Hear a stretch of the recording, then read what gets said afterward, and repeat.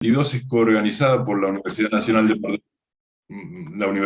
Mar del Plata, que es la universidad anfitriona de Fiesa 2022, por el Consejo Interuniversitario Nacional de Argentina, por la Secretaría de Políticas Universitarias del Ministerio de Educación de Argentina, por la Embajada de Francia en Argentina, que es el país invitado de honor en Fiesa 2022, y por Obreal Global Observatory, con el apoyo del Instituto Francés y del Ministerio de Educación Argentina. Del Ministerio de Ciencia, Tecnología e Innovación de Argentina. Se han inscrito más de 400 personas esta semana a Camino a Fiesa 2022 de los siguientes países, entre ellos Argentina, Brasil, Chile, Colombia, Costa Rica, España, Estados Unidos, Guatemala, México, Nicaragua, Panamá, Paraguay, Perú y Uruguay. Algunas cuestiones técnicas para recordar hoy. Una, que esta conferencia, como dije antes, está siendo grabada y estará disponible en el canal de YouTube Fiesa Argentina. La conferencia será traducida, hay 2 canales en los que pueden escuchar la misma de acuerdo a su conocimiento idiomático, o francés o español. Les solicitamos que mantengan el micrófono apagado durante la conferencia. También les comentamos que las preguntas y comentarios pueden ser compartidos a través del chat de esta sesión. También les recordamos que la participación en Camino a Fiesa será certificada considerando a quienes completen el formulario de asistencia, que será compartido también a través del chat durante este encuentro. La conferencia inaugural, como ustedes les ha llegado por distintos medios y por la inscripción, se denomina Ciencia Abierta e Innovación, el rol de la cooperación internacional. A continuación voy a presentar a la Embajada de Francia en Argentina, que nos brindará unas palabras de bienvenida. La señora Claudia Gerard-Effo es titulada del Instituto de Estudios Políticos de París, fue consejera política en Pekín, en China, en La Haya, en los Países Bajos y en Washington, en los Estados Unidos. Fue ministra consejera en la Embajada de Francia en Colombo, en Sri Lanka, y por primera vez en la Embajada de Francia en Buenos Aires.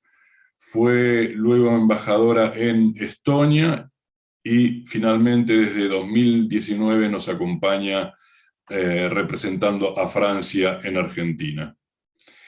Un gusto recibirla, señora embajadora. Muchas gracias, Daniel, por sus palabras, por su introducción. Muchas gracias a todos los que participan en este evento y gracias a Fiesa por reunirnos.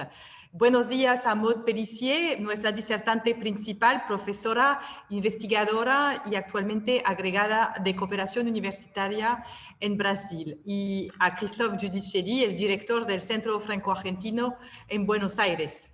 Quisiera darle las gracias al comité organizador de Fiesa. Es un inmenso honor para mí participar de la apertura de este evento, representando además a Francia como país invitado de honor de esta edición de Fiesa.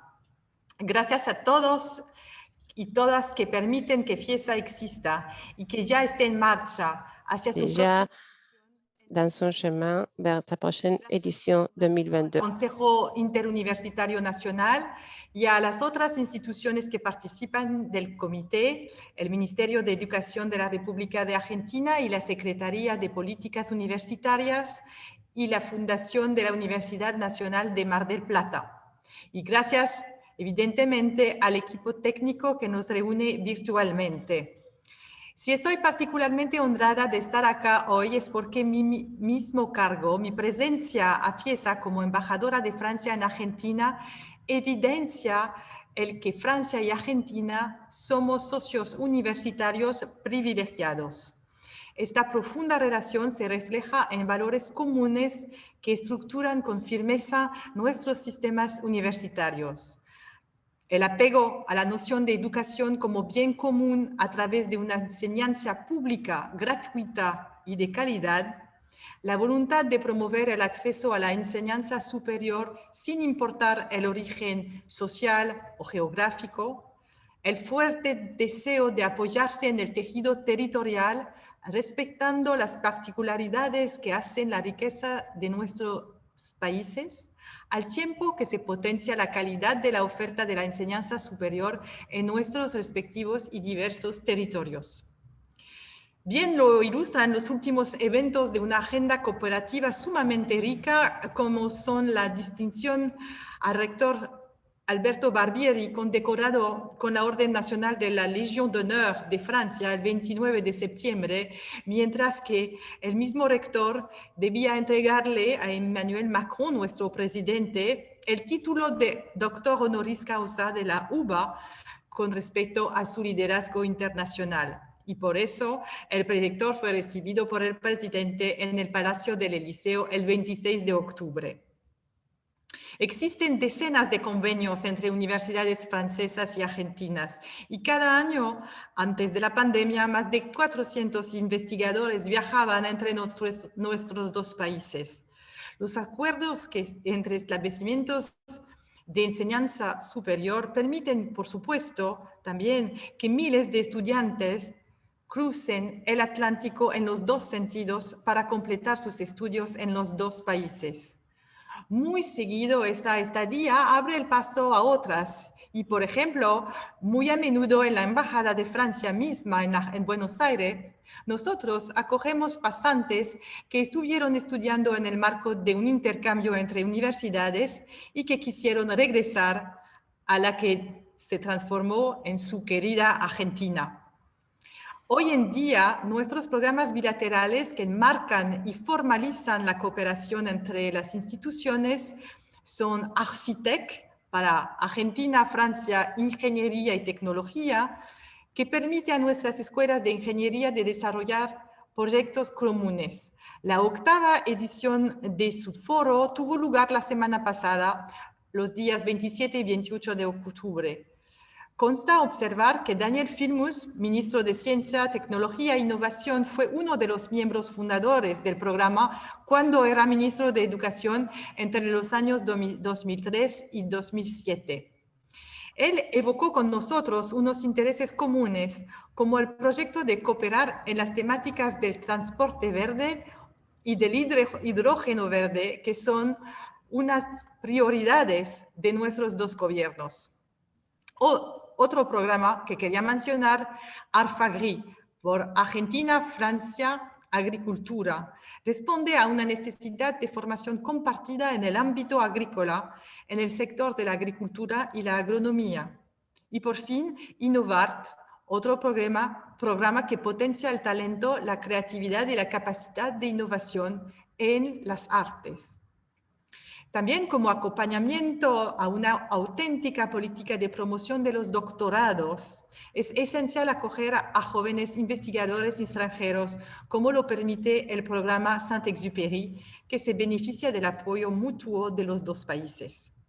Nuestros intercambios universitarios también se ven favorecidos por una herramienta muy especial, el Centro Franco-Argentino, fruto de la colaboración entre el Ministerio de Asuntos Exteriores, la Escuela de Altos Estudios en Ciencias Sociales, EHESS, y la Universidad de Buenos Aires, y que se ha extendido mediante una red dinámica a las principales universidades del país. Recibimos en Argentina a profesores investigadores en el marco de seminarios de nivel de maestría y doctorado, primer paso hacia futuras colaboraciones y fuente de intercambios interculturales a la manera del debate de ideas. Ejemplos los hay, y numerosos, para subrayar la vitalidad de una cooperación universitaria de la que podemos enorgullecernos, es difícil para una francesa, mutuamente. Y la ciencia abierta favorece favorecerá aún más nuestra colaboración, nuestros intercambios y nuestras interacciones, facilitando la transmisión y permitiendo ampliar todavía más nuestros contactos, profundizar nuestros lazos con el mundo latinoamericano. Compartimos pues una visión común que nos encamina juntos hacia la transición ecológica, lo que parece muy a propósito hoy día en el cual empieza la cumbre de la COP26 en Glasgow. Porque somos conscientes y convencidos de que luchar contra el calentamiento climático es participar del bienestar de nuestras poblaciones, de nuestra supervivencia. Lo digo justamente por el día en el que estamos hoy. Hace poco compartí ante un público de estudiantes la ambición francesa en este sector, pasando revista a los avances que supuso el Tratado de París, sus objetivos ya reforzados y superados en términos de inversión y su apertura hacia el ambicioso y histórico plan France 2030, que responde a los grandes retos de nuestro tiempo, en particular la transición ecológica, mediante un plan de inversión masiva para apoyar las transiciones de nuestros sectores de excelencia. Nuestros esfuerzos tienden a hacer que la neutralidad climática se haga una realidad, limitando los efectos perjudiciales de las emisiones de gases invernaderos, promoviendo las fuentes de energías renovables. El rol de la innovación al nivel de la cooperación internacional es, por lo tanto, esencial. Ahora le dejaré la palabra a Maud Pellissier, que nos hace el gran honor de intervenir sobre un tema de gran interés para nuestros dos países, tanto al nivel de la cooperación científica como la de la investigación. Ciencia abierta e innovación, el rol de la cooperación internacional. Gracias a todas y a todos y les deseo una muy buena conferencia. Muchas gracias, señora embajadora. Un gusto escuchar su presentación, sus palabras.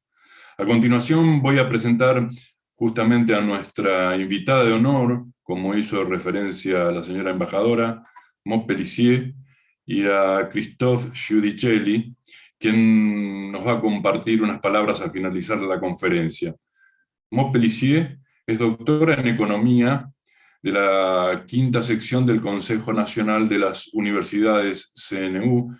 Efectuó el doctorado en el laboratorio GRECAM, Grupo de Investigación en Economía Cuantitativa, en la Unidad Mixta de Investigación 7316 en el área de la Filosofía Económica. Es investigadora, directora de investigación y profesora docente en la Universidad de Toulon en Marsella, en la que fue subdirectora de la Unidad de Formación e Investigación Ingemedia. Es miembro del Instituto Mediterráneo de las Ciencias de la Información y de la Comunicación, el laboratorio IMSIC.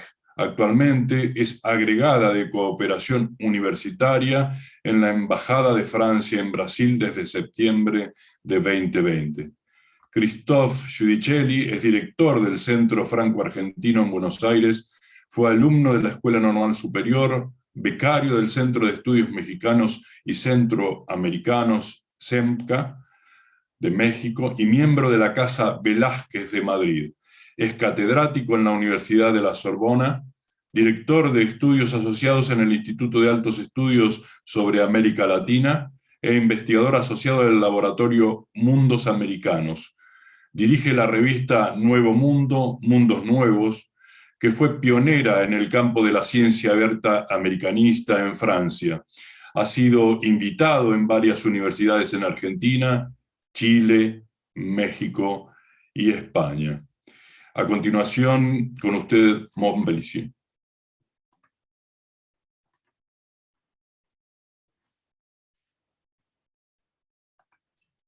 Bonjour.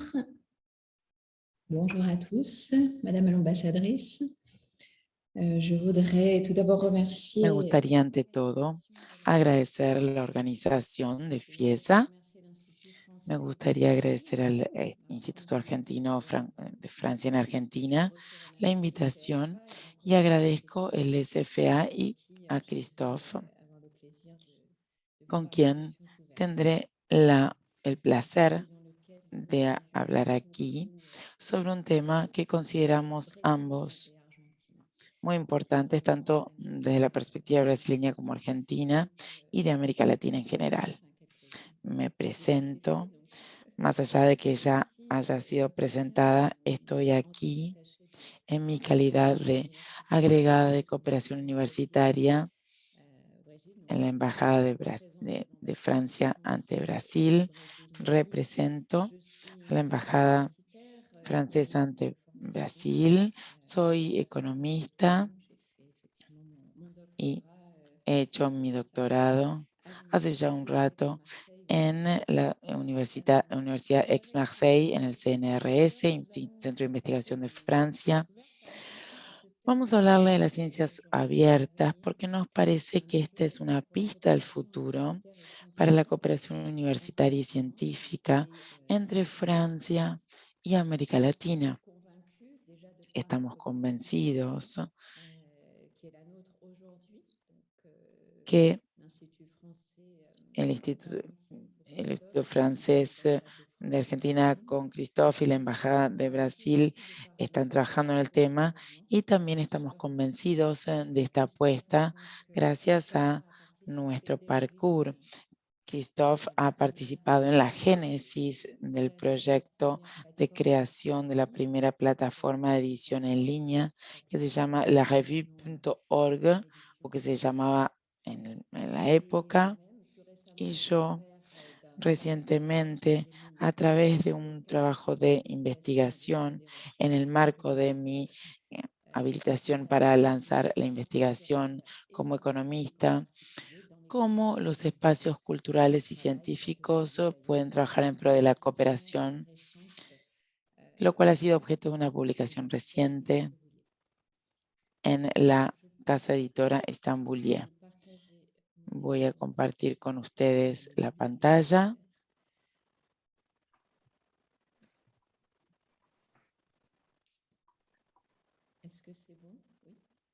¿La pueden ver?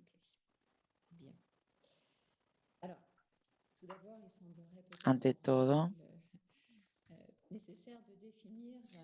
cabe definir la ciencia abierta.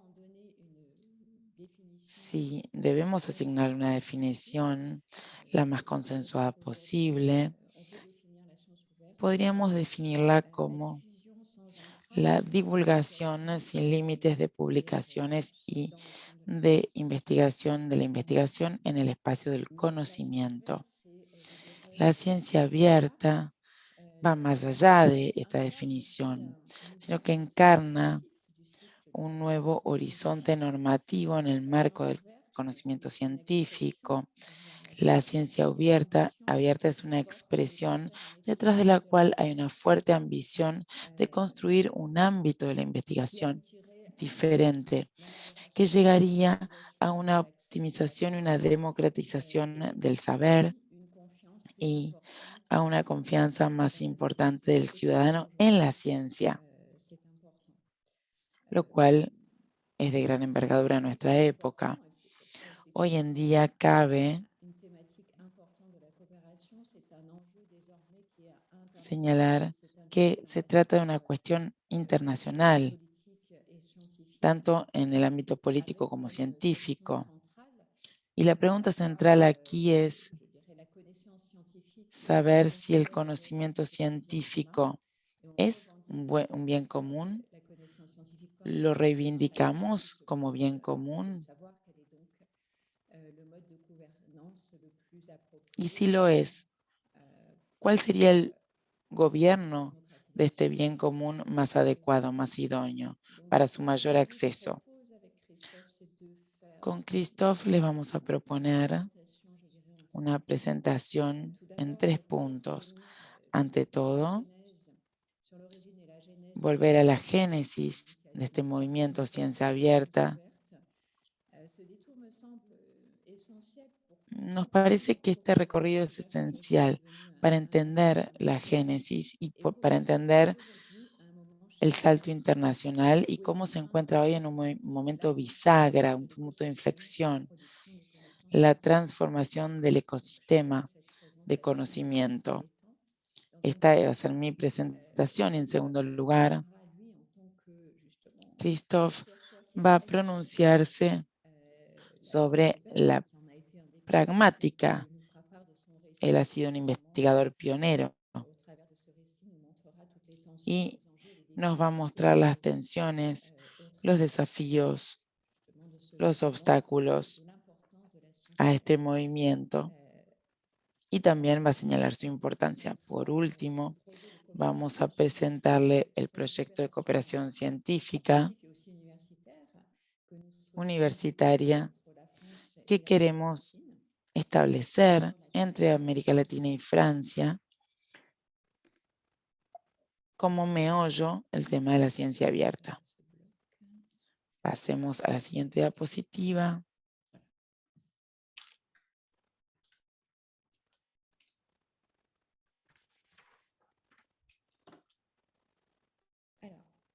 Muy bien. Les propongo ahora un panorama general sobre el origen de la ciencia abierta. Es menester entender los tres tiempos de la ciencia abierta.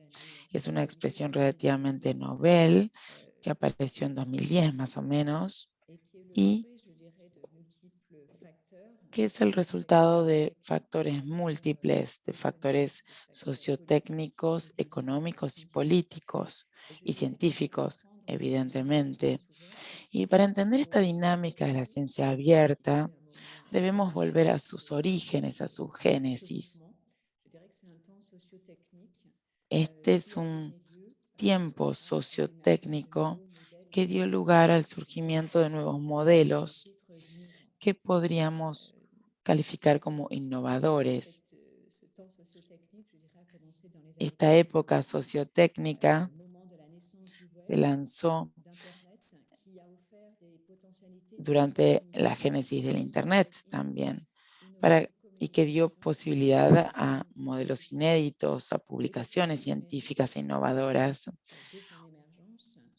y se dio un ecosistema científico-técnico que brindó una posibilidad de intercambio del conocimiento y de los datos de forma mucho más rauda y a una escala muchísimo mayor entre la comunidad de investigadores.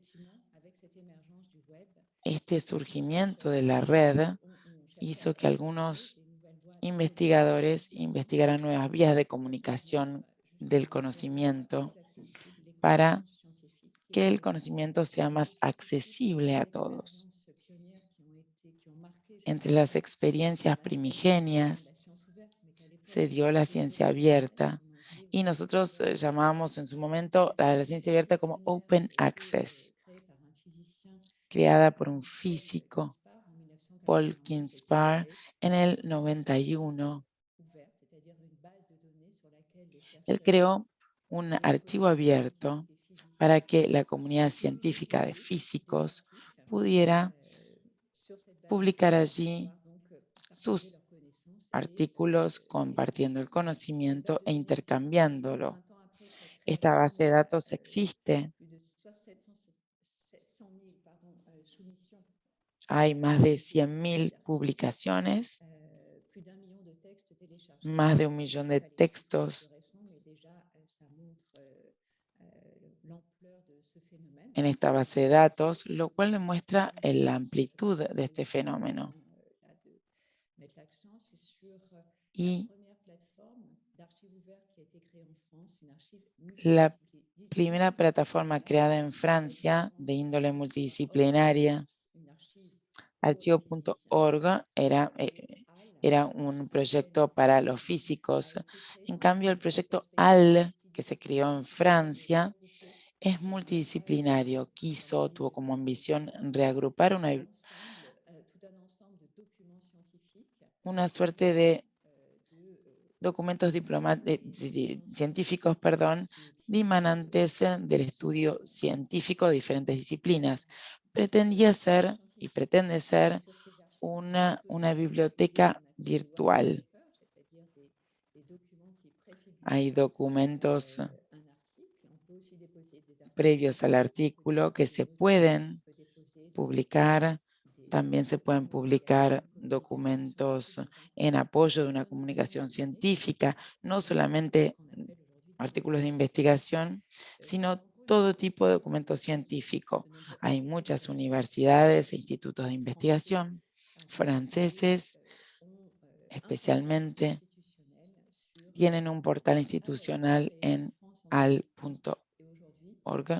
Se creó en 2001 y hoy día es la referencia, la primera base de datos multidisciplinaria de Francia, a la que se invita a todos los científicos para que publiquen su producción científica.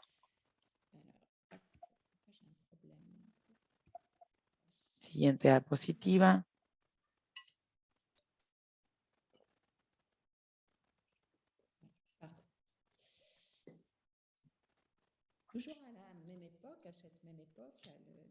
En esta misma época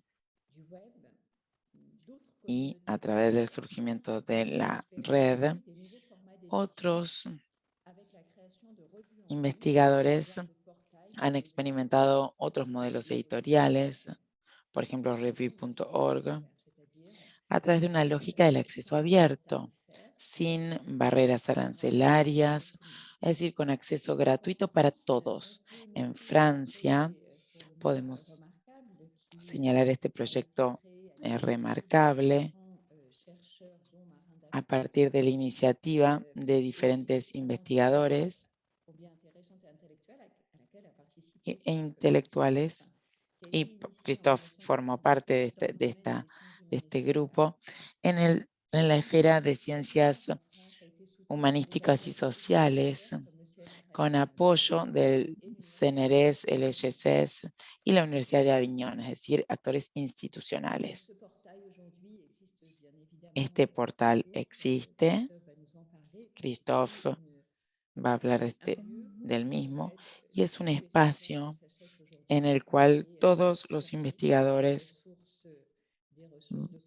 recurren para encontrar artículos y recursos documentales. Me gustaría citar experiencias similares establecidas en la misma época acá en América Latina, iniciativas pioneras, adalides de este movimiento, y que se desarrollaron de manera similar que en Francia. Me gustaría citar muy especialmente la experiencia del portal Cielo, inaugurada en el 98, a cargo de Abel Paquer, un investigador brasileño. Al principio, esta biblioteca digital contaba con 26 revistas, más que nada brasileñas. Hoy cuenta con 1.200. Y la originalidad de Cielo es haberse expandido a otros 16 países de América Latina, Portugal, España y Sudáfrica. Hoy el 40% de los documentos los produce Brasil en este portal, y el 30% y el 70% se da entre Colombia, México y Chile. 2/3 de los artículos se centran en las ciencias humanísticas, sociales y la medicina. Esta iniciativa no es la única, ni por menos, sino que hay varias que siguieron el mismo camino, tan importantes como esta, y que estructuran el espacio de la edición en América Latina, y cito la referencia que reagrupa a Argentina, Chile, Brasil, Colombia, Costa Rica, Panamá, España, Entre otros, también existe Redalic, otra red, Claxo, Amélica, la cito, son igual de importantes y demuestran la importancia de estos portales abiertos de investigación en la estructuración de la producción científica acá en América Latina.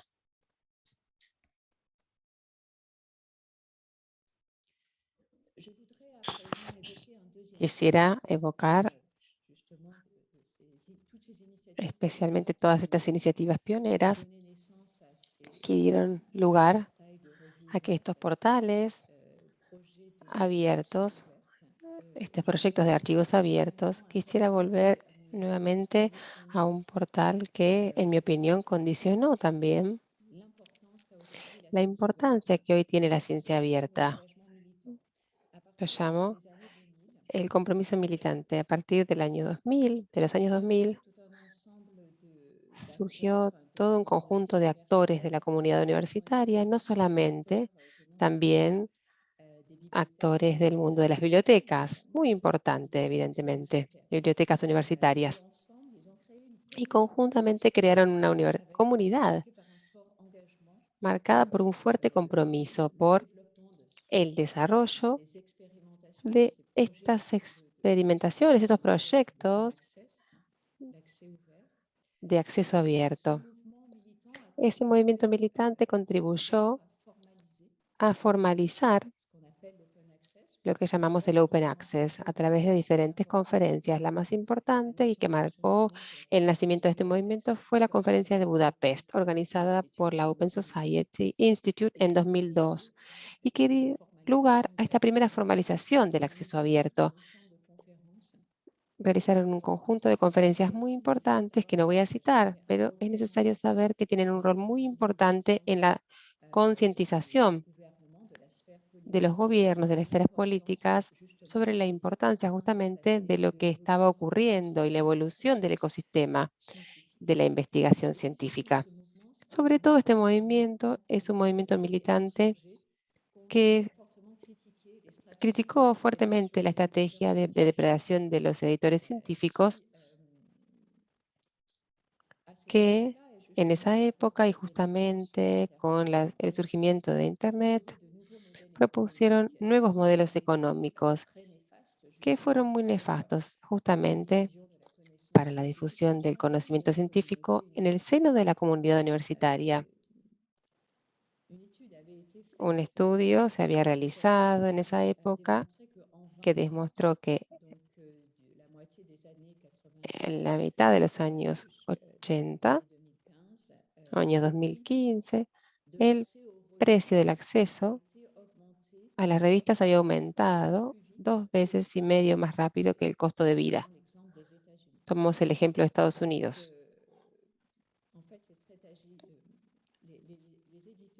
Los editores científicos, lo que cambió con el surgimiento de la web es que propusieron ya no el acceso y el abono a las revistas, bibliotecas, sino el acceso a paquetes. Esos paquetes de revistas son los que se pusieron a las bibliotecas se volvieron inaccesibles para muchas bibliotecas. Todos recuerdan que los investigadores, en esta paradoja, por ejemplo, se escribía un artículo en una revista, esta revista no estaba disponible en estos paquetes y una vez que estaba publicada, mismo el autor del artículo no tenía acceso a su artículo una vez que estaba publicado. Si su biblioteca, por ejemplo, si la biblioteca universitaria de la que él dependía no había pagado el acceso. Entonces nos encontrábamos como investigadores, todos tenemos ejemplos de este tipo, paradojales. Contribuimos a la producción científica, pero no tenemos acceso después a nuestra producción. Bueno, quisiera pasar ahora a este tercer momento, el que yo llamo el tiempo de la institucionalización, y también marca el pasaje de cada vez menos acceso abierto. Evidentemente, Esto diseña el contorno. El tiempo de la institucionalización es el tiempo de la apropiación por los políticos de la ciencia abierta. Quisiera citar aquí tres ejemplos que me parecen importantes. Si al principio la Unión Europea, que pienso fue la institución política que fue la que primero comprendió la importancia de la ciencia abierta y la integró en el seno de sus propios programas de investigación e innovación. Voy a citar también a Francia y después a UNESCO. Creo que para la Unión Europea y para Francia está claro que el primer desafío de esta apropiación, de lo que llamamos el Open Access en esa época, era retomar el control de la edición científica. Era justamente para favorecer a esta democratización, saber que se hacía posible por estas innovaciones digitales, por estas innovaciones tecnológicas. Y bien, el objetivo era claramente hacer salir la investigación financiada con los fondos públicos de bases de datos cerradas, controladas por los editores científicos, porque hoy el mercado de la edición científica es claramente un oligopolio. Al principio fue Europa, Francia se situó en la misma perspectiva. Es necesario llegar a hacer salir. Si queremos democratizar, es necesario que salga la investigación financiada con fondos públicos de este control de la edición científica y de esta base de datos que son muy cerradas, como ya comprendimos. Europa, en primer lugar, se posicionó con una política ambiciosa a favor del Open Access. Al inicio, voy a citar algunos ejemplos que están en el programa de financiamiento de la investigación. Encontramos una obligación para los públicos financiados para depositarse en acceso abierto. Ya era importante el Open Access en ese momento. Más recientemente, el plan ES 1998, la Comisión Europea, con una coalición de financiamiento, anunció, incluso con un carácter obligatorio, incluso porque el plan S preconiza que todas las investigaciones financiadas por fondos públicos tienen la obligación a partir hasta 2024 con un modelo el autor paga. Este modelo es importante, es un modelo económico que financia ciertas revistas de acceso abierto. ¿Cómo puedo decirlo? Directamente las instituciones de investigación van a pagar directamente al autor que quiera publicar. Pasamos de un modelo en el que era el lector el que pagaba a un modelo en el que es el autor que paga. Hay que prestar atención. Este modelo no es absolutamente la norma de los modelos económicos en las revistas. El modelo de financiamiento suscitó reacciones negativas en los países del norte, podemos decir, y en los países del sur también, que como pueden imaginar, cada vez que tienen que buscar que un investigador tiene que publicar, tiene que pagar su propia publicación, es un problema. Finalmente, otro elemento importante que puedo mencionar hasta aquí es el hecho de que no solamente este movimiento de la ciencia abierta preconiza un acceso abierto a las publicaciones científicas, sino que también el principio de apertura de los datos se sitúa en el ciclo de la producción científica. ¿Por qué la apertura de los datos de investigación? Para una transdisciplina. En este tipo de proyectos financiados por las agencias de ENER en Francia, por ejemplo, es necesario que cada investigador publique pues ponga a disposición un plan de gestión de datos en cumplimiento de los principios de FAIR, de los datos que van a ser fáciles de encontrar, accesibles, interoperables y reutilizables.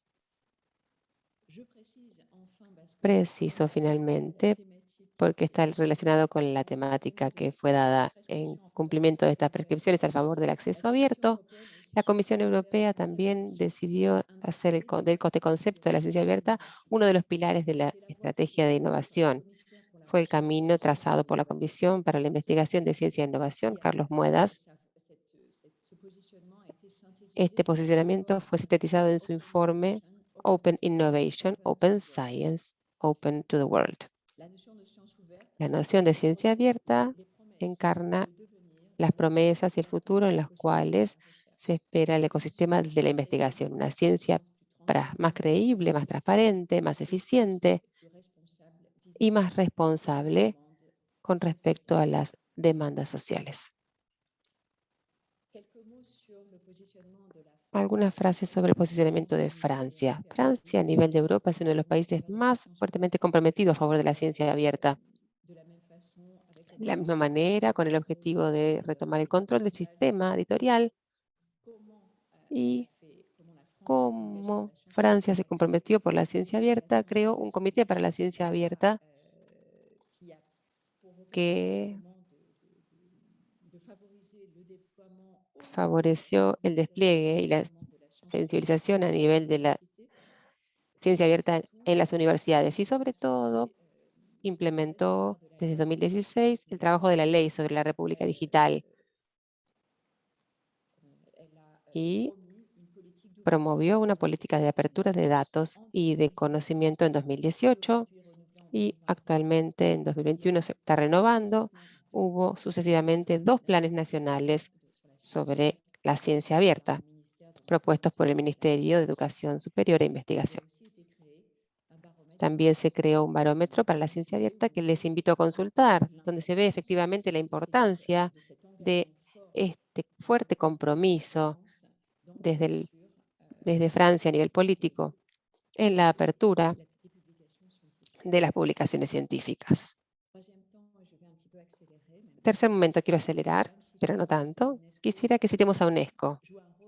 UNESCO tiene un papel importante hoy justamente en la internacionalización de la ciencia abierta. En 2019, en la 19 Conferencia General, UNESCO decidió elaborar un instrumento normativo internacional sobre la ciencia abierta en la forma de recomendación que tiene que surgir en los próximos días. Para hacerlo, utilizó un comité consultivo y un diálogo con el conjunto de sus Estados miembros. Y fue interesante que Europa y América Latina fueron la mayoría de los que respondieron, y entre ellos Argentina, Francia, Ecuador, Brasil, Perú y Alemania, los que más respondieron. Es importante notar para UNESCO la visión que promueve de la ciencia abierta. Esto es muy importante. La ciencia abierta tiene que ser considerada como un bien público mundial, con 3 objetivos. Garantizar la equidad entre los investigadores de los países desarrollados y aquellos en desarrollo. En segundo lugar, una distribución más justa y recíproca de los aportes y de los productos científicos. En tercer lugar, justamente tener un acceso igualitario a los conocimientos científicos, tanto para los productores como para los utilizadores de los conocimientos, independientemente de su origen geográfico, de su género, de su origen étnico o de su medio socioeconómico. Los esperamos con impaciencia. La recomendación de UNESCO sobre esto. Algunos elementos de conclusión para dejarle la palabra a Christophe. Pienso que lo que se notó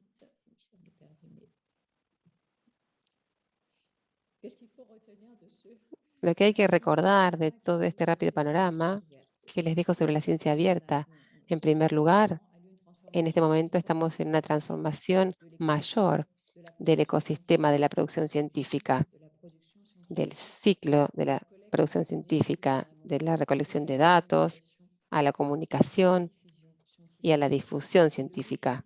El desafío, evidentemente, de esta transformación es ir en el sentido hacia una conversación científica cada vez más inclusiva y equitativa. Evidentemente, lo que está en juego es la creación del gobierno de la ciencia a escala internacional, y este gobierno o gobernanza todavía está ampliamente indeterminado. Quisiera citar en particular dos obstáculos que tienen que observarse, en mi opinión, de cerca. En primer lugar, el desarrollo de Internet, que hoy es un espacio dominado por el comercio y los datos personales, donde aparece una forma de supervisión masiva que se aleja del objetivo primario de Internet. Les recuerdo que era la difusión en acceso abierto de la información y de los conocimientos. Segundo obstáculo que hay que tener en cuenta son estas nuevas barreras de acceso a la investigación, en particular el modelo que, que publica el que paga, un modelo económico del acceso abierto que está muy generalizado, porque es cierto que si se generaliza, este modelo prevé que una parte importante de investigadores no puede publicar, especialmente en los países del sur. Pienso en particular en estos casos. Habiendo dicho todo esto, quisiera resaltar el interés de las iniciativas que se tomaron en el cambio para desarrollar la ciencia abierta, que no sea un desafío de los países del norte, se desarrolló en los países del sur. Pienso que América Latina, con todos estos ejemplos que cité, han demostrado que hay otros caminos posibles. Por ello, la importancia para nosotros de un diálogo entre Francia y América Latina, que comparten mucho sobre la visión de la ciencia abierta, donde debemos dirigirnos en materia de ciencia abierta. Bueno, rápidamente, ahora le pasamos la palabra a Christophe. Lo siento, Christophe. Gracias. Sí, gracias, Maud. Bueno, muchas gracias a los organizadores de Camino a Fiesa. Celebro la iniciativa, por supuesto. Siempre es un placer colaborar con los colegas argentinos y latinoamericanos en esas materias. Bueno, Maud dijo que formaba parte, que yo formo parte de los pioneros. Sí, bueno, a ver, yo lo que voy a proponer ahora es más bien un humilde testimonio de un practicante, ¿no? Un practicante de la ciencia abierta desde los primeros tiempos, eso sí, pero no fui parte, digamos, de los genios que inventaron Open Edition, si bien somos de la misma generación, de la misma camada, y siempre trabajamos juntos, ¿no? Bueno, muy rápidamente, comparto lo dicho por Maud sobre la importancia social, ¿no?, de la transmisión del saber que tenemos los docentes universitarios y los investigadores, las publicaciones, las conferencias, nuestros archivos, todo lo que publicamos responde a una misión de servicio público bueno, lógicamente debe estar al alcance gratuitamente de toda la sociedad, porque constituye un valor fundamental que debe pensarse en el largo plazo de la construcción colectiva del saber y no en el corto plazo de la rentabilidad inmediata. Y yo creo que el meollo de la cuestión de la ciencia abierta está en eso, ¿no? Bueno, para seguir con términos rimbombantes, es claramente una opción política hacia la democratización del saber, si lo sabremos países como Francia o Argentina en el que se celebra en este momento los 200 años de la Universidad de Buenos Aires y también del Archivo General de la Nación, que yo sepa no tiene taquilla en la entrada. Los beneficios de esa construcción paulatina del saber se miden, por lo tanto, a muy largo plazo y no son reductibles a ganancias inmediatamente convertibles en divisas. Es el caso en particular de las ciencias humanas y sociales, tan denostadas por ciertas instancias oficiales en algunos países que se están olvidando de su vocación democrática. Bueno, para volver a lo que es mi testimonio de ahora, yo creo que hay que remontarse al panorama de finales de los 90, principios de los años 2000, en los que empezó a gestar todo lo que acaba de presentar Maud. El panorama que se impuso hacia finales de los 90 a los jóvenes investigadores era el panorama poco alentador de un darwinismo universitario que bueno, que se transparece bastante bien en el lema neoliberal Publish or Perish, publica o reventa, que también se asociaba a otra situación que era como el embudo editorial. Es decir, se obliga a los jóvenes investigadores a publicar en una situación en la que no podían publicar porque faltaban las revistas, porque había que tener o un padrino o un capital simbólico muy alto para publicar en las grandes revistas. Entonces, para ello había dos respuestas, y esto es lo que vivimos, era crear nuevas revistas clásicas, como por ejemplo las que ven ahora en pantalla, y la segunda respuesta, que es la que se impuso, fue innovar, es decir, aprovechar los nuevos medios que estaban a nuestro alcance y que ya empezaban a formar parte de nuestras prácticas, en las que los viejos, por decirlo de algún modo, no podían competir por falta de competencia, precisamente, que era Internet. Bueno, en el campo del ex joven americanismo francés se hicieron las dos cosas. Primero, crear revistas clásicas, pero bueno, es un modelo que se agotó rápidamente por los escollos propios de esas prácticas, es decir, dependíamos de un editor, no teníamos personal formado, no teníamos que... teníamos que luchar para buscar financiamiento, para financiar todos los números. Entonces fueron 15 números hechos a pulmón y con bastante sudor y lágrimas, que terminamos abandonados a principios de los 2000. En el 2001, es decir, hace exactamente 20 años, cuando se estaba agotando ese modelo, se lanzó la primera revista, la siguiente, por favor, la primera revista electrónica americanista nativa de la web en Francia, enteramente abierta y cuadrilingüe. ¿Me pasás la segunda? Si pueden pasar la deuxième, que es Nuevo Mundo, Mundos Nuevos. Bueno, inicialmente se pensó como un proyecto experimental dentro del laboratorio de HESS, un proyecto confiado, mejor dicho, concedido a jóvenes investigadores y doctorandos. Bueno, yo participé en ambas iniciativas y desde hace unos años dirijo Mundos Nuevos. En el mejor de los casos, estos proyectos concitaron el apoyo condescendientes de la gente seria. Bueno, siempre teníamos algo como bueno, está bien, démosle una mano a los pibes en sus revistas de estudiantes. Para la mayoría de la gente instalada, recibimos una gélida indiferencia ante algo que para ellos era un mero sitio de internet, y no una revista como Dios y la universidad mandan. La verdad que la conquista de la legitimidad científica de ese modelo no fue inmediata para nada. Bueno, la creación de Nuevo Mundo respondía a tres imperativos. Primero, abolir las fronteras disciplinarias. Segundo, abolir las fronteras a secas. Desde un principio, el comité de redacción fue pensado y es internacional.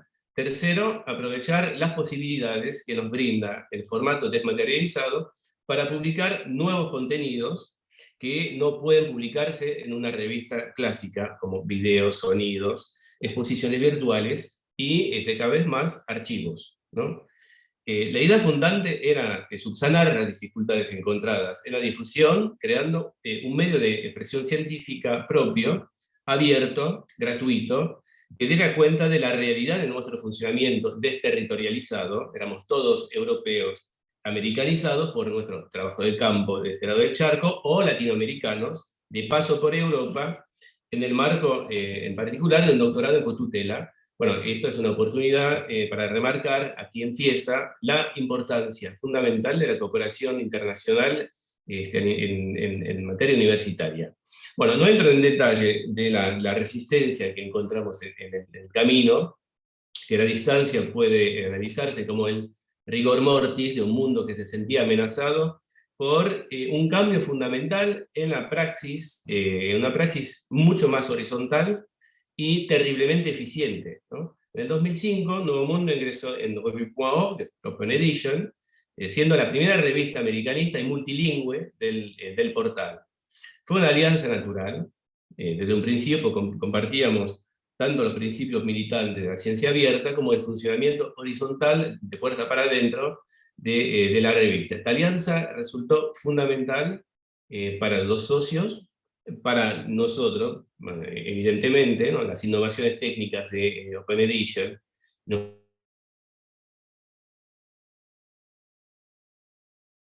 Edición mucho más práctico, gracias al programa abierto LODEL, que ellos habían inventado y que ponían a disposición gratuitamente también de las revistas. Bueno, a cambio nosotros fuimos hasta traducir las instrucciones de uso de LODEL al español y al portugués. Por otra parte, todos nos formamos en el manejo de LODEL, del programa de edición, de modo que en un principio todos teníamos el control de los medios de producción, por decirlo de algún modo, y un acceso, todos teníamos también acceso al back office de la revista. Beneficio para Open Edition. El éxito de Nuevo Mundo, basado en la realidad de un funcionamiento internacional y en un arraigo bastante fuerte en América, y en América Latina en particular, le permitió a Open Edition implantarse en el continente más avanzado en materia de ciencia abierta, como lo acaba de recalcar Maud bueno, en su exposición, y que será objeto del encuentro que coorganizamos los días 6 y 7 de diciembre, aquí en Buenos Aires, en el C3. Bueno, ¿qué balance se puede hacer a 20 años? Sin caer en la autocelebración, pero sin tampoco incurrir en falsa modestia, que es lo mismo pero con otra etiqueta, el balance es altamente positivo. Gozamos del reconocimiento del CNRS, que financia una secretaria de redacción, ya nadie cuestiona la seriedad de una revista online que sigue el modelo de ciencia abierta, y varios autores que nos ninguneaban al principio, ahora envían artículos y aceptan convivir con ilustres desconocidos, porque el rango, o sea, para nosotros el rango académico de los autores dista de ser nuestra mayor preocupación. Si un artículo es bueno, dictaminado por 2 evaluadores ciegos, es un buen artículo. Bueno, esto es un cambio radical en la práctica de la investigación. Esta institucionalización de la revista tomó su tiempo, pero ya es incuestionable. Ello se explica por varios motivos, pero sobre todo por el éxito del modelo de ciencia abierta que hemos adoptado desde el principio. Hoy en día, Nuevo Mundo es de lejos la revista latinoamericanista hecha en Francia más difundida, con un promedio de casi 200.000 visitas por mes en el año 2021.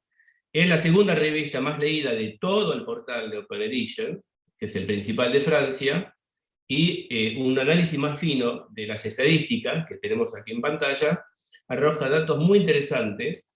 Entre las 10 revistas más leídas en septiembre, 5 eran latinoamericanistas. 3 de ellas ocupan los 3 primeros lugares, una chilena, Polis, Nuevo Mundo, que es francesa pero territorializada, y la revista de estudios sociales de Colombia.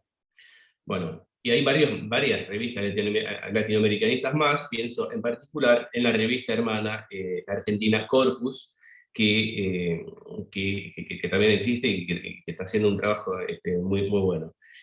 Muchas de esas revistas latinoamericanas y latinoamericanistas cuentan con algún veterano de Nuevo Mundo o se inspiraron directamente de la experiencia, digamos, de la revista. 2 comentarios más para ir cerrando. Además de las 5 revistas en ciencias humanas y sociales americanistas, que cuentan entre las 10 primeras, hay que destacar 2 más. Insaniyat, una revista de antropología argelina, y los venerables y muy buenos Cahiers d'études africaines, abocados, obviamente, a los estudios sobre África. De modo que una de las conclusiones que podemos sacar es que la ciencia abierta permite visibilizar el interés de campos de estudios marginales en los estudios universitarios, pero que encuentran un público y que son campos muy desarrollados. En este caso lo que aparece en las claras es que lo que más interesa a los lectores es América Latina y África, y que la ciencia abierta permite abrir esos campos. Bueno, último comentario, si nos fijamos en las estadísticas de visitas del Nuevo Mundo en mundos nuevos, c'est l'autre image, nos damos cuenta de algo muy interesante también. El modelo de ciencia abierta permite una internacionalización de nuestra actividad, ya que los lectores aparecen repartidos primero en la totalidad del continente americano, desde Estados Unidos hasta Argentina y Chile, con una participación muy alta de los 2 países latinoamericanos, con mayor tradición universitaria, que son Argentina y México, pero bueno, en el caso chileno es proporcionalmente comparable. Hay menos lectores porque son menos los chilenos, pero bueno, la participación es también muy masiva. Lo mismo podríamos decir de los autores que nos mandan artículos, y procuramos mantener el mismo equilibrio tanto dentro del comité de redacción como en la elección de los evaluadores. Para visibilizar esto como medida simbólica, decidimos organizar el último comité de redacción del año 2021 en Buenos Aires, aprovechando la presencia de varios de los miembros del comité con motivo del gran encuentro sobre ciencia abierta que coorganizamos con MOD, con su colega Nadège Messier, también de la Embajada de Francia en Brasil, y Olga Onaquina, directora de la oficina del CNRS en Río de Janeiro. Una reflexión decididamente anclada en nuestros países de adopción, con un enfoque comparado entre Argentina, Brasil, Chile, Perú y Uruguay, además de Francia, abocado a analizar las políticas públicas en materia de ciencia abierta, pero también las prácticas de docentes e investigadores en lo que toca la difusión de su producción y los modos de archivar y de dar acceso a sus archivos de investigación mediante dispositivos y plataformas específicas. Vamos a desarrollar esta reflexión los días 6 y 7 de diciembre, aquí en Buenos Aires, en el Centro Cultural de la Ciencia, con una segunda sesión que preveo para el año que viene en Brasil. Por supuesto que están todos invitados y todas invitadas a seguir esto, si les interesa la gran aventura de la ciencia abierta. Bueno, muchas gracias y les deseo un feliz día de debates.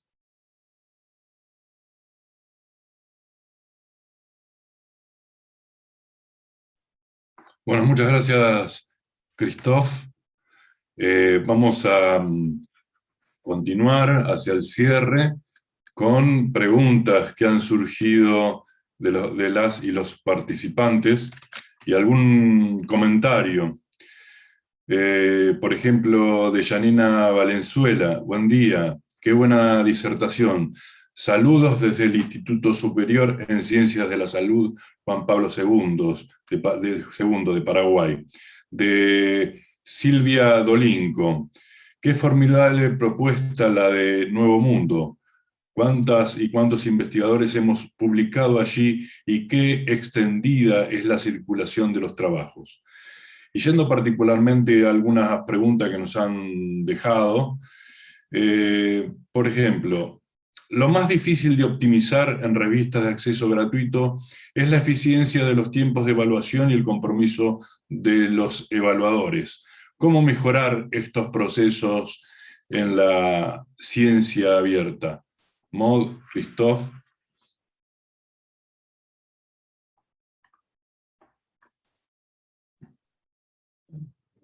Bien, merci. Gracias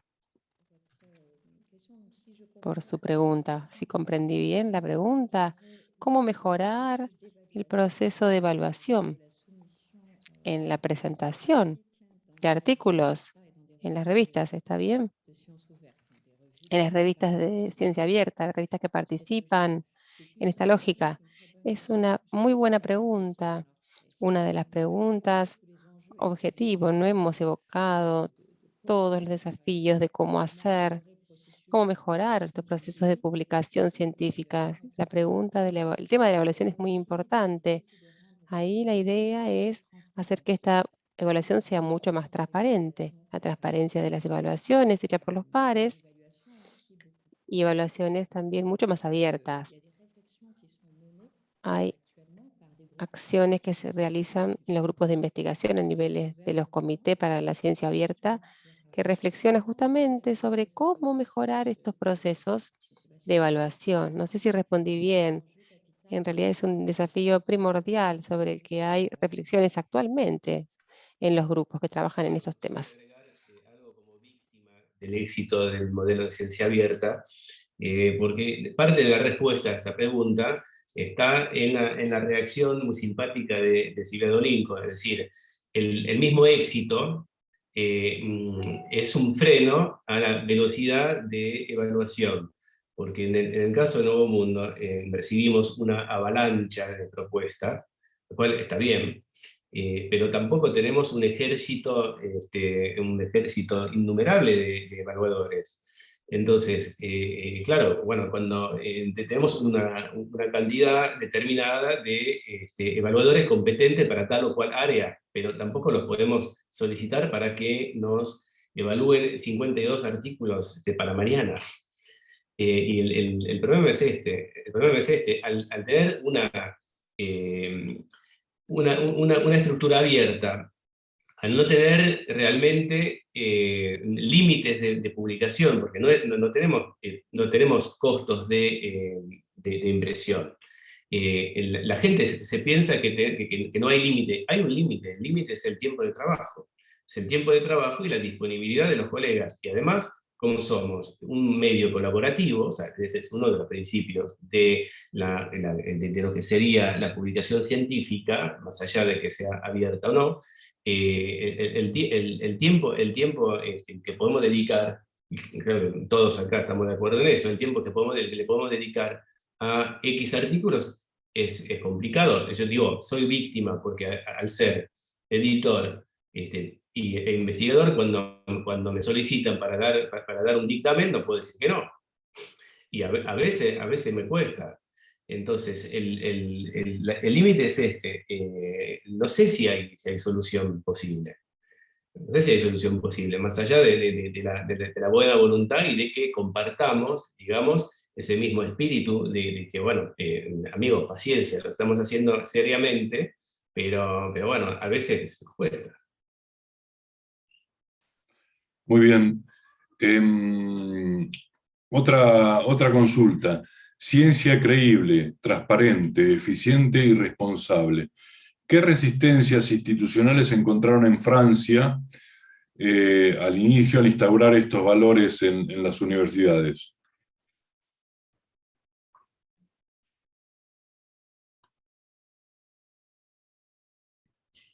Pardon, excusez-moi, j'ai mal compris. Discúlpenme, comprendí mal la traducción. Christophe, ¿me podrías intervenir?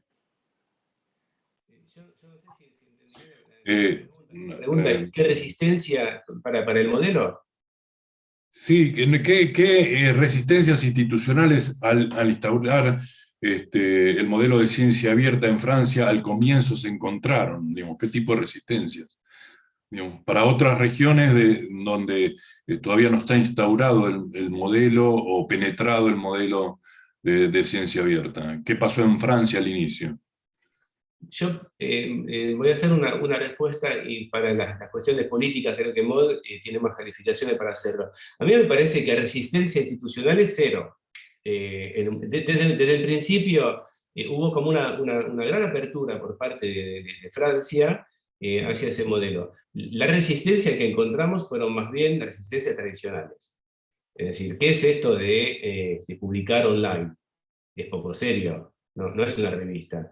La de veces que tuve que tratar de explicar a colegas que me constaba que tenían un cerebro, que eran tipos y tipas muy, pero no les entraba en la cabeza que pudiera haber otra cosa que no fuera una revista instalada. Y también hubo, yo creo que resistencias que ya se pueden analizar desde el punto de vista del poder editorial y del control de las publicaciones. Lo que quise decir de forma educada, diciendo que había un cambio en la práctica, en una praxis mucho más horizontal, esto chocó mucho con la tradición, porque antes uno podía publicar en tal o cual revista con un padrino o con, digamos, unos conocimientos internos que le permitiese que su artículo llegase al comité de redacción. En el caso de revistas mucho más abiertas, no es así. No es así porque hay un cambio de actitud, pero no es un cambio institucional. Es un recambio generacional, si se quiere. Muy bien. Es muy claro. En cuanto al contexto pandémico y pospandémico, con una virtualización extrema, el modelo de ciencia abierta produce o emerge con alguna novedad a esta contingencia, o no cambió nada, diríamos, o no cambia la dinámica por esta coyuntura?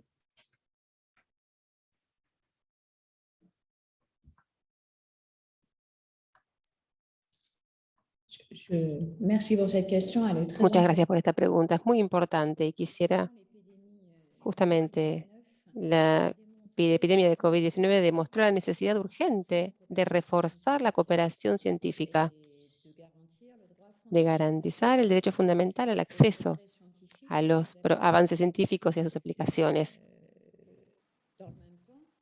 Al mismo tiempo, es verdad que la crisis sanitaria demostró el increíble potencial de la colaboración científica que nos permitió en particular que se conociera realmente rápidamente el genoma del virus. El acceso ampliado a los conocimientos científicos favoreció una mejor colaboración en los equipos de investigación a escala mundial, y esta crisis permitió mostrar esto, y también la ciencia abierta promovió la confianza en la ciencia en un periodo en el que los rumores y las falsas informaciones proliferan. Y por estas tres razones pienso que efectivamente la crisis sanitaria que atravesamos muestra la importancia de ir en la dirección de una ciencia y de un ciclo de producción de conocimiento científico más abierto. Esa es mi respuesta. Muy interesante. En un futuro, ¿cómo visualizan la relación entre la estructura de ciencia abierta y la difusión y la democratización del conocimiento y los intereses privados en cuanto a las editoriales, el manejo de la información y el manejo del capital económico que se genera a través de los medios privados?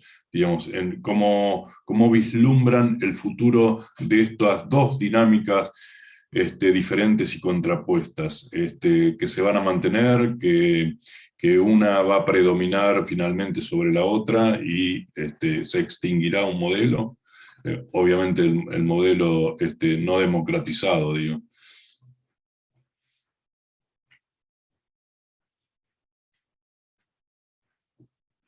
Je continue, Christophe. ¿Continúo, Christophe? Porque es realmente una pregunta muy importante para la que no tengo respuestas. En realidad, ustedes dijeron que hay fuerzas y dinámicas que están teniendo lugar.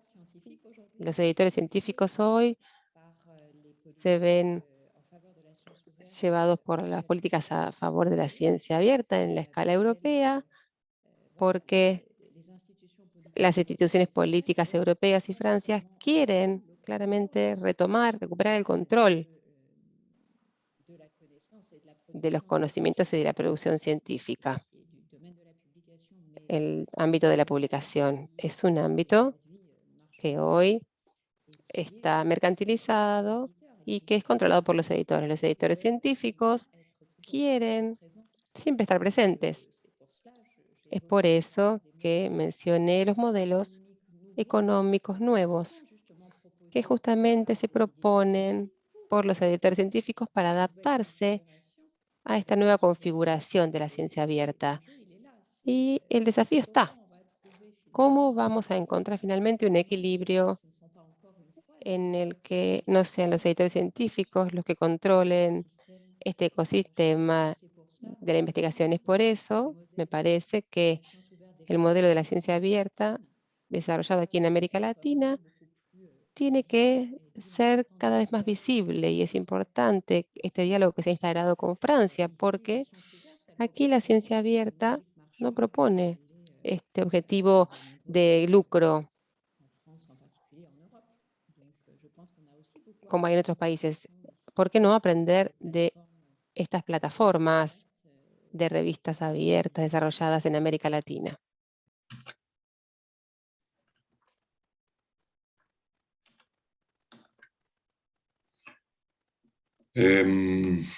Bueno, yendo hacia el cierre, digamos, de este evento,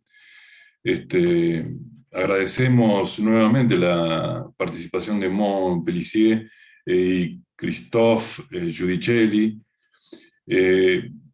Consideramos que es un gran aporte, ha sido un gran aporte la presentación de ustedes en un tema, digamos, tan candente y tan crucial que se vincula fuertemente con nuestras universidades. Si hay una característica que distingue a las universidades es la generación de conocimiento científico genuino, la generación de conocimiento.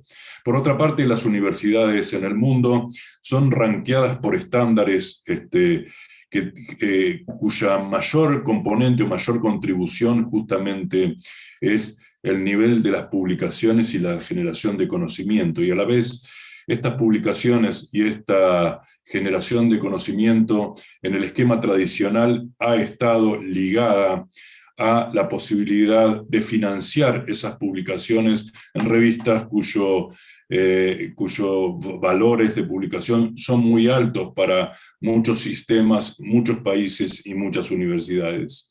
El esquema de ciencia abierta como paradigma de futuro abre la posibilidad no solamente a democratizar el conocimiento, sino a que distintos esquemas, inclusive con bajo financiamiento en países o regiones con bajo desarrollo, puedan acceder a ese tipo de plataformas y posicionar a las universidades en distintas posiciones a las que están referentes a esos rankings. En general, también son un tema los rankings, porque merecen ser públicos y democratizados, y no depender de fees y financiamientos por parte de las mismas universidades participantes, que son clientes muchas veces y establecen una distorsión en esos rankings. Así que, en general, el condicionamiento de los esquemas de ganancia monetaria privada, que tiene que ver en general con, justamente como mencionaban hoy, sistemas en donde los propios autores no pueden acceder a sus mismos artículos.